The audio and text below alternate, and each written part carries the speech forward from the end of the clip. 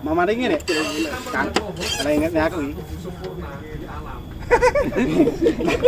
Bocah kira kelebon apa ini? Aku mau terbayar bablas. Yang kok terus kene lek wani. Batak bila melek, karepe arep rungok nih menungso nih. Rokone kuah. Rokone itu. Kok enggak itu.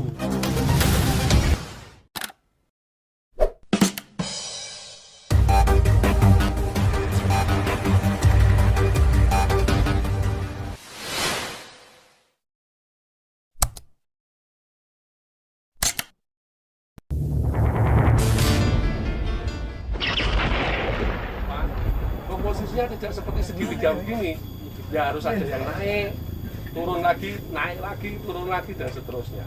Disesuaikan dengan depan belakang pohon, tinggi, besar kecil pohon dan seterusnya.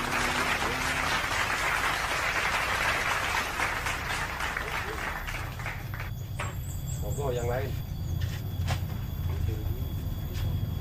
Untuk yang itu Pak. Seumpama kan barang slanting, kaki pun ke sini, matinya di sini, tapi pertumbuhannya di sini, geraknya nanti ngikuti ke sini apa dimainkan ke sana?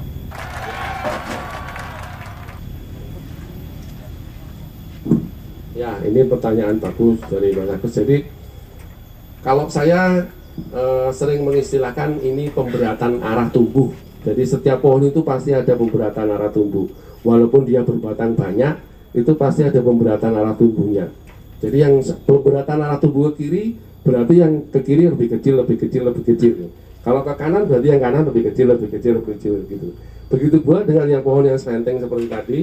Tentu kalau dia beratannya ada ke kanan, nah maka kemaksimalan pohon itu juga harus ke kanan. Nah, biasanya itu ditengarai oleh panjangnya cabang pertama yang arahnya ke kanan, terus kedua ditengarai oleh posisi mahkota yang cenderung ke kanan, liukan terakhir ini ke kanan.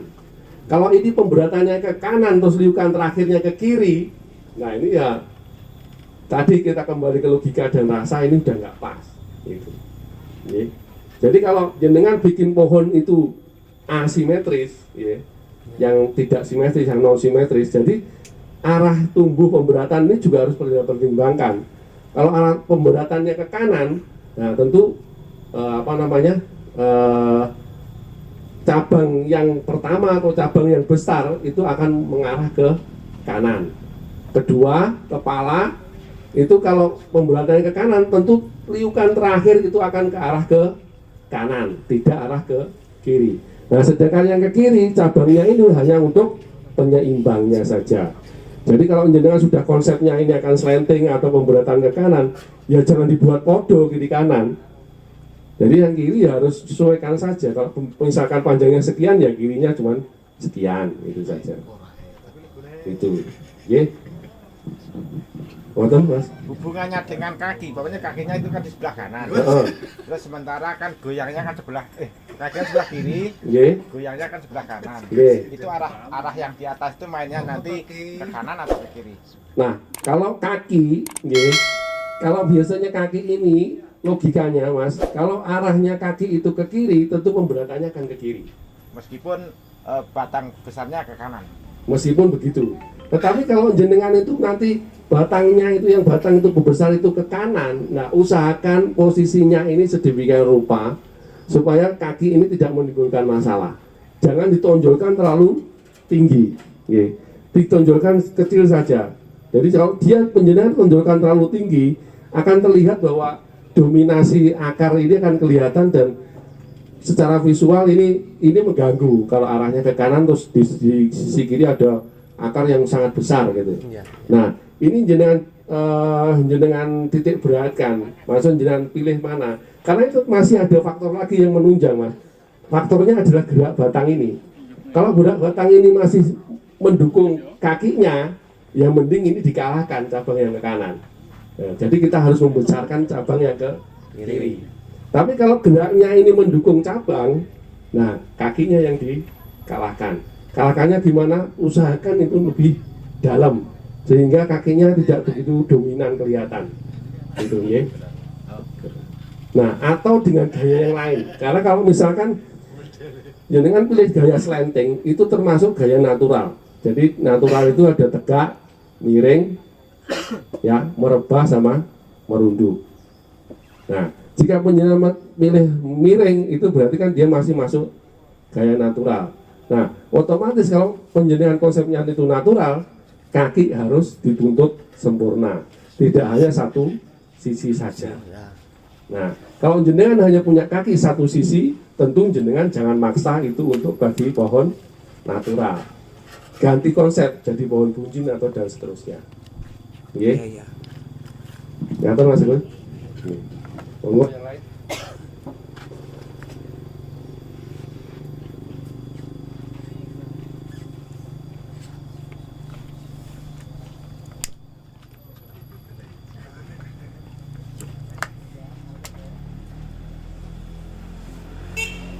Aku berkawat ini, bermotong ini, apa background-nya Mbak ya? Gak konsen aku. Gebermu buat diling-ling apa gebere? Gagal fokus wae. Panitia lek bijaksana nih.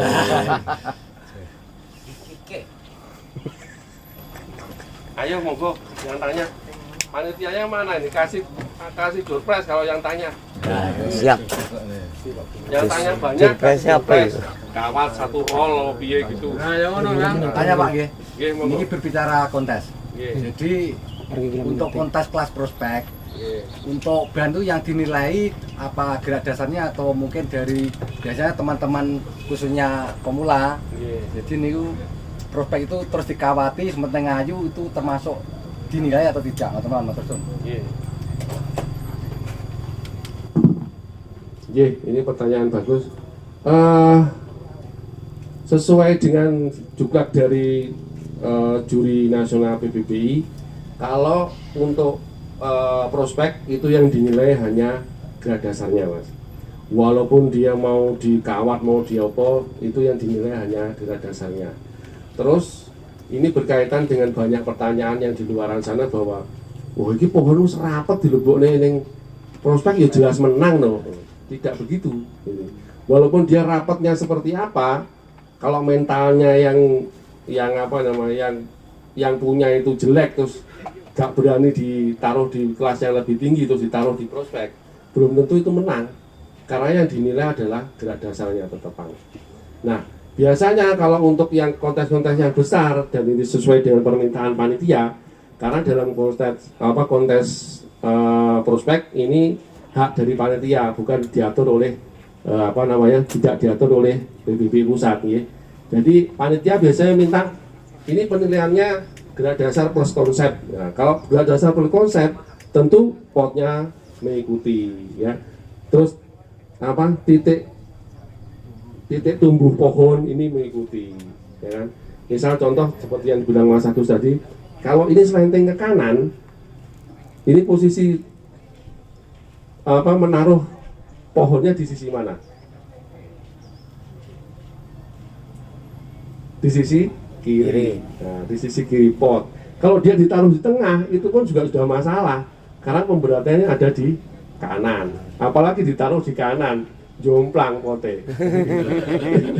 Ya, itu. Itu salah satunya, itu konsep. Terus yang kedua, bentuk dari pot disesuaikan dengan konsep pohonnya. Gayanya misalkan bunjin, ditaruh pot yang tipis ya nggak masuk. Nah, di catatan juga di sini banyak sekali pot atau penyesuaian bahan dengan pot yang sangat kurang. Jadi potnya bunjin, ya apa? Pohonnya bunjin tapi potnya tipis. Potnya yang untuk pancing-pancing itu, ya nggak masuk. Gitu. Atau pohonnya itu sebetulnya pancing berbatang banyak tapi dikasih pot kotak. Ya, ini nggak masuk. Gitu. Ya usahakan untuk itu lebih tajam dalam meletakkan pohon, penyesuaian pohon dengan pot, keserasian ini masuk penilaian semua. Nggih. Ngaten sampun? Nggih. Tunggu yang lain. Jadi kalau kita bilang rumus itu karena ini bicara seni Mas, bukan matematika, jadi nggak ada. Jadi kalau seni bagaimanapun tetap rasa yang kita mainkan. Nah, contoh misalkan ada pohon yang cuma sebesar ini, terus kemudian ini dibuat tajuk atau cabang atau tangan yang panjangnya sekian. Nah, tentu ini masuk akal enggak? Ya, logika apa enggak? Kemudian rasanya seperti apa?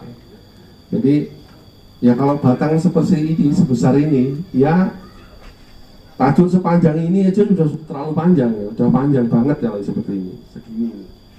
Nah gitu.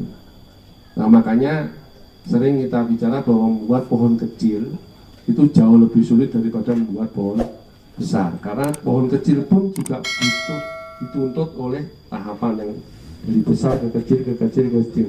Kalau pohonnya besar, itu kita membuat dari besar ke kecil kan gampang. Segini, jadi makanya kecil sendiri. Tapi kalau segini, nah ini untuk tahapannya agak sulit. Nah, makanya untuk logika dan rasa kita tetap pakai. Jadi kalau batangnya cuma sekian, ya tentu kurang lebih dari sekian. Nah, kepalanya juga menyesuaikan dari yang ini. Makanya kalau penjenengan membuat pohon, misalkan mengawati atau misalkan motong atau misalkan mentreatment pohon lah, usahakan treatment itu dari cabang yang terbawah. Jadi pohon yang terbawah itu sesuaikan dulu dengan batangnya, sebagai amal ya nanti yang atas ikuti yang ini arahnya, jangan yang atas dulu. Nah kalau yang atas dulu, jangan taruh sekian misal, dia yang sore nutut nih orang. Jadi dari bawah dulu. Tipsnya seperti itu. Jadi bawah dulu nilai treatmentnya. Baru nanti semakin ke atas, karena menyesuaikan dengan yang paling bawah. Paling bawah ini sesuaikan dengan batangnya, sebesar apa batangnya. Itu nih. Yang lain? Monggo Pak Unun. Ada pertanyaan mungkin? Oke.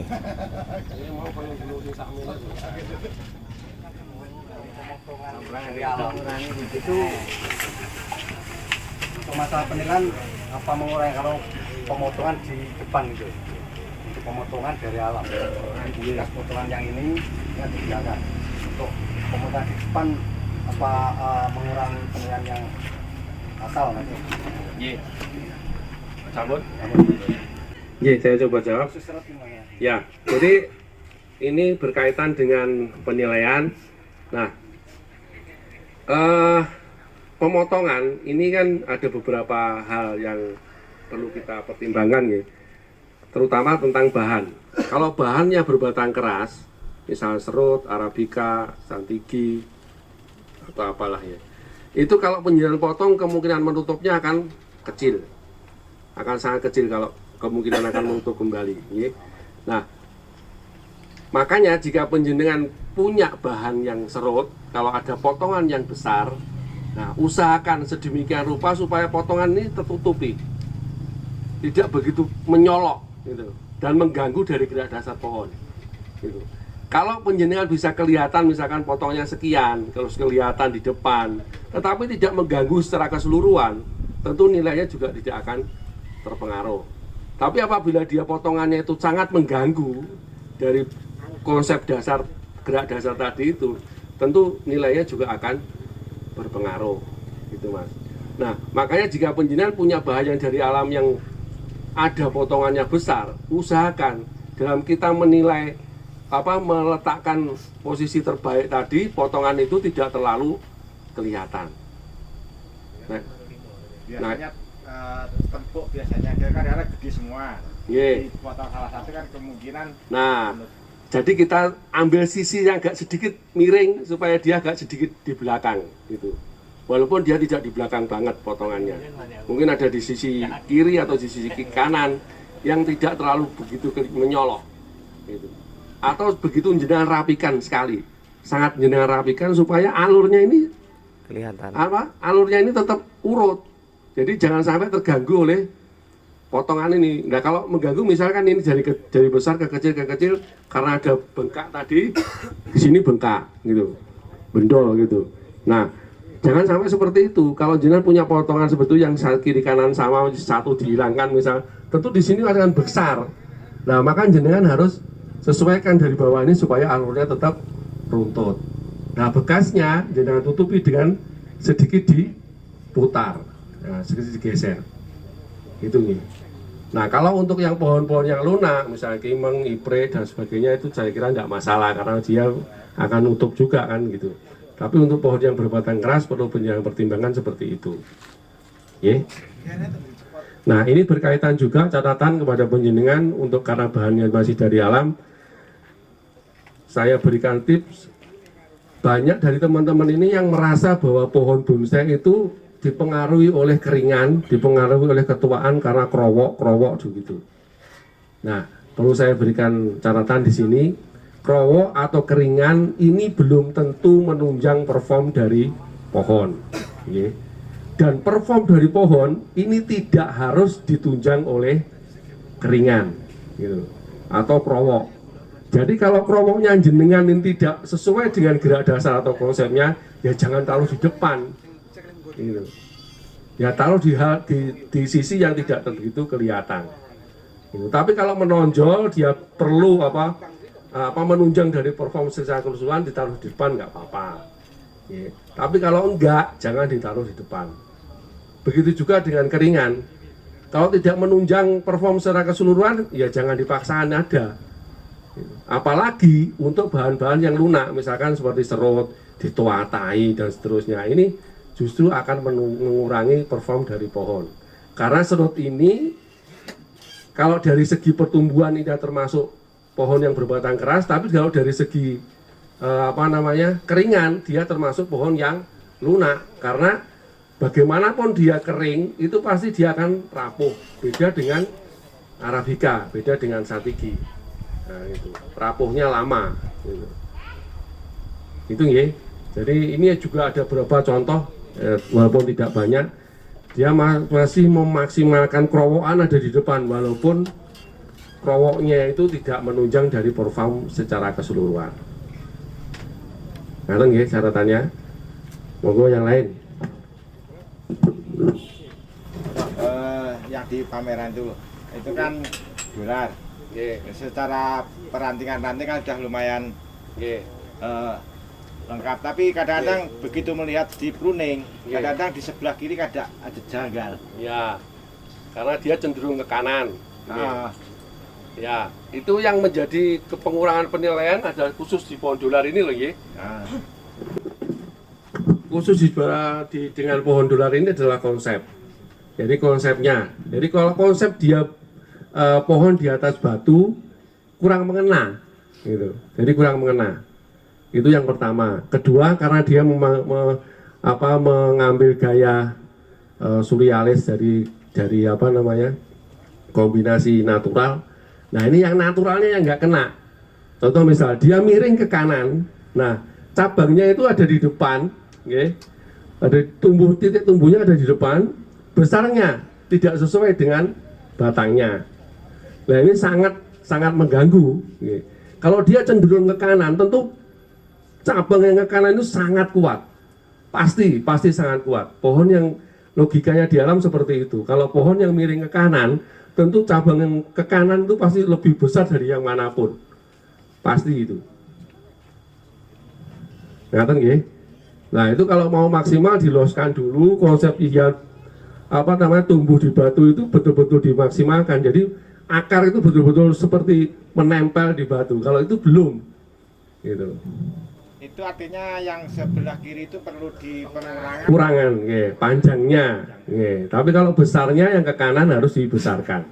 Ngaten. Nggih. Oh, sing kagungan jenengan. Oh, nggih. Beneran. Jadi tentu yang ke kanan itu harus sangat besar Mas ya. Jenengan langsung potong Pak. Mana transaksi. Oh, ngono no. Aku bangga. Coklat kali ya.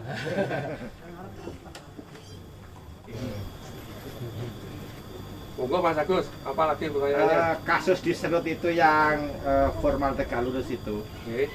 Kan secara keseluruhan artinya ranting sudah mulai ngebul. Tapi kenapa Nilainya hijau. Nilainya hijau. Yang mana nih, Bu? Yang di situ kan ada serut apa? Tempe kuning, nggih, kuning nggih. Tegak lurus tapi ngepul wajahnya rantai. Nah, coba lihat kakinya, ada enggak? Enggak. Nah, gitu. Jadi sekali lagi kembali kita pembicaraan awal tadi, hati-hati jika memilih gaya yang tegak atau natural atau formal atau apalah istilahnya dengan. Hati-hati karena tuntutannya sangat banyak. Tidak terlalu kalau jenengan milih gaya yang lain itu tidak terlalu tuntut macam-macam. Tapi kalau jenengan begitu memilih gaya itu, wes tuntutannya macam-macam, Mas. Gitu. Jadi mulai kaki, batangnya juga harus performnya bagus. Titik tumbuhnya cabang pertama, titik tumbuh cabang kedua disesuaikan dengan besarnya cabang, besarnya batang. Besarnya cabang ini disesuaikan dengan besarnya cabang. Arah tumbuhnya harus pas dan seterusnya. Jadi makanya hati-hati. Jika bahan jenengan tidak nutut untuk dibuat begitu, tidak mumpuni untuk dibuat gaya itu, ojo dipaksa. Malah elek tenggini. Macam-macam. Nah itu bukan serut yang di sana itu. Kayaknya duduk serut dong. Kayaknya kok loa iki. Benar, yang nomor 2 dari kiri. Yang kecil itu. Nah. Artinya kalau perantingannya begitu tapi kendalanya kan di kaki. Iya. Itu solusi untuk menambah nilai kira-kira apa? Ganti gaya. Ganti gaya. Iya. Ganti gaya. Gaya ganti bujin awalnya.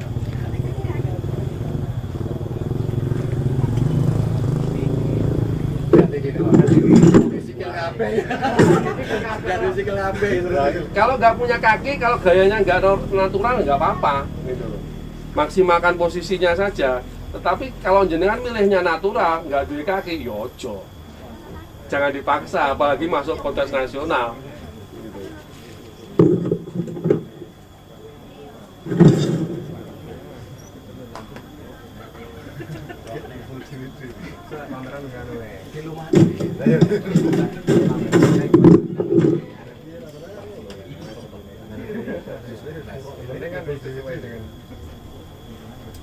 Jadi setidaknya itu diselentingkan sedikit.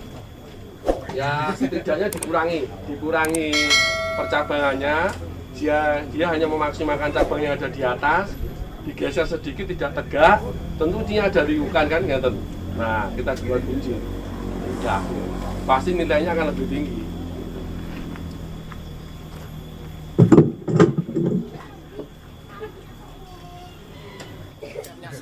Pertumbuhannya rata-rata kan di alam kan begitu. Tapi mengapa kok lurus-lurus arahnya ke bawah terus? Nah, gini. Itu kenapa terus tujuan dari situ nantinya kemana? Jadi untuk gaya wrapping, untuk yang pengawatan yang ke bawah-bawah itu kan bahasa kerennya kan wrapping. Nah, untuk bahasa wrapping atau dalam konteks apapun lah, tidak dalam wrapping, kita kan orientasinya kan logika alam, ya kan? Logika alam. Nah, logika alamnya pohon yang seperti itu ada. Dan itu tidak per jenis, Mas. Jadi misal serut iki kudune ning alami ngene iki, ora oleh gawe ngene iki, tidak begitu. Contoh misalkan pohon serut yang formal misalnya. Kalau kita melihat pohon yang sempurna, tumbuh sempurna di alam, yang cabang batangnya sempurna, kakinya sempurna, terus cabang ke kanan sempurna, ke kiri sempurna, itu yang ada di alam apa? Paling kan cuma beringin, iprek, kan seperti itu. Nah, kebetulan kita punya pohon serut yang kakinya bagus, ya kan? Kita finishing seperti itu. Ya. Ya tetap boleh selama bahannya itu sesuai betul-betul menunjang ya tetap boleh. Begitu juga dengan itu gitu loh. Walaupun dia bahannya serut, di finishing seperti pohon yang ada di alam. Kalau pohon yang ada di alam seperti ini itu ada di Eropa, di Indonesia nggak ada karena dia tertekan oleh salju, jadi dia turun ke bawah terus selama beberapa bulan, dia nggak bisa balik lagi gitu. Pemberatannya ada di salju itu, ya. Nah, kita niru itu boleh, itu ada realita alam, walaupun kita bahannya bukan seperti itu, gitu. selama kita menyesuaikan bahannya itu dengan gaya itu bener-bener pas. Kalau nggak pas ya ojo gitu loh. Gitu. Dan jenengan nggak pas ya tetep aja nilainya ya elek. Nonton nggih?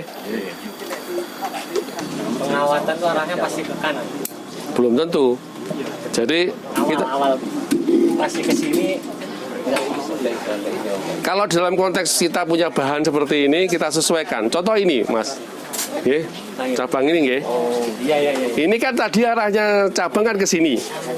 Ini saya potong di sini kalau nggak salah. Nah, ini saya potong kan.